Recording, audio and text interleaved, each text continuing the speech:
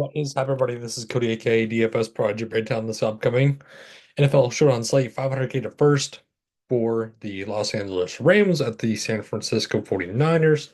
Before we begin, though, always hit like button for me, though. Definitely subscribe. It helps me a ton, as y'all know. We have NBA going on tonight. It's the NBA Cup, is the quarterfinals. So I figured let's knock out this video. It's going to be a great slate, and it's definitely an interesting one with the price tags and the injuries that we have already. Um, but the over/under is at 49.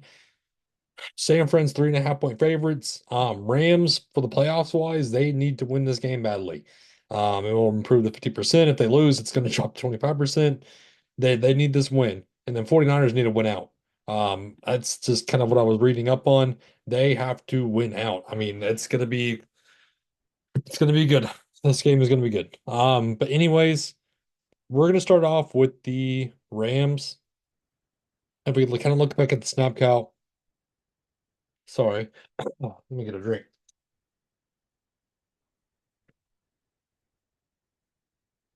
Kyrie Williams, 64 compared to Blake Corum.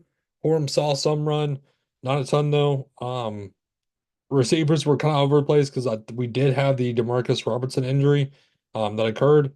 That was a bad hit.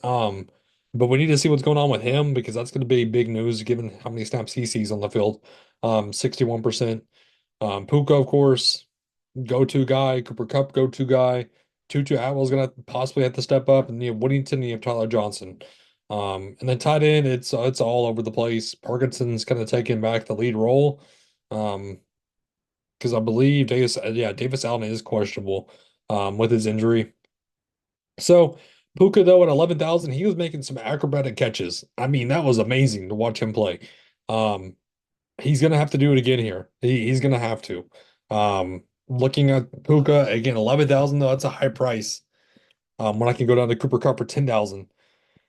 I mean, yes, the production's not as good as it was for Cooper Kupp, but he still has the potential. We know that for a fact that Cooper Kupp has potential. Kyron Williams, it's the fumbling problems. Like if he fumbles, it's gonna be bad. It's gonna be bad.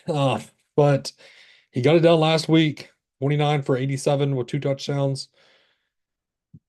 Right here in this matchup, though, it's not one I'm really wanting to go to at 10-2. Matthew Stafford, 9,000. Good price tag on him. Consistent as can be. We know that. If we look back at the 49ers, they had an easy win against the Bears. Easy win. I mean, Switch wasn't really getting it done on the ground. Caleb Williams had two TDs. If we go back to the Bills, um, James Cook shredded them on the ground. So again, it's been up and down. So can Kyron do it against this run defense? It's possible. But anyways, going down to Cardi, I'm not really getting to Demarcus Robertson. Like I said, this is the big news. We need to know what's going on with him. If he's out, we're going to get a lot of Tutu Atwell at 2.6. Then you also have Whittington, who is questionable as well, that we need to watch for because if he's out as well, then we're going to get a lot of Tyler Johnson, who should see snaps. Um, I mean, yes, the targets weren't really getting there for him, but he's going to see snaps. That's what matters. On the San Fran side, Brock Purdy 9-4. He looked good against the Chicago Bears. 20 for 25, two TDs, over 300 yards. I'll take that any day of the week against this Rams defense. Jawan Jennings has stepped up to be the right receiver one, it seems like, because Deebo Samuel's going on Twitter and or Instagram, whatever social media you want to call it. I mean, the post is not it's not looking good. I don't know. I don't know what was the exact post exactly. So I know he was talking about it on social media. Let's find it.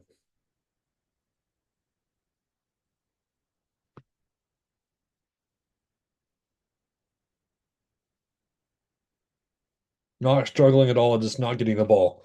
Yeah. So that was the tweet. So again, if you think he's gonna have this villain arc sort of narrative, go for it at 7-6. It's certainly in play. George Kittle had a huge game. Huge. I love George Kittle here in this matchup as well. And then the running back situation. So you have Garindo, who is questionable, who left the game.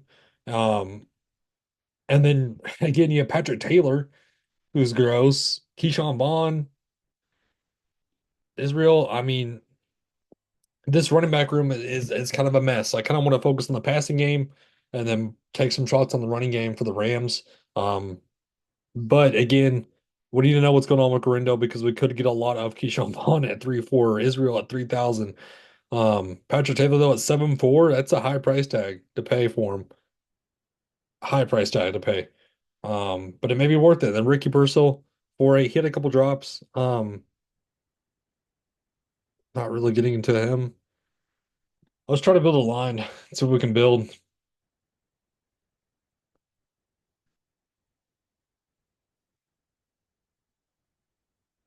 Gosh, that only leaves you with 5-5 left over. You're gonna want an injury. You're gonna want something to happen, like a Tutu Atwell to have to fill in at 7,000. It's gonna be interesting though.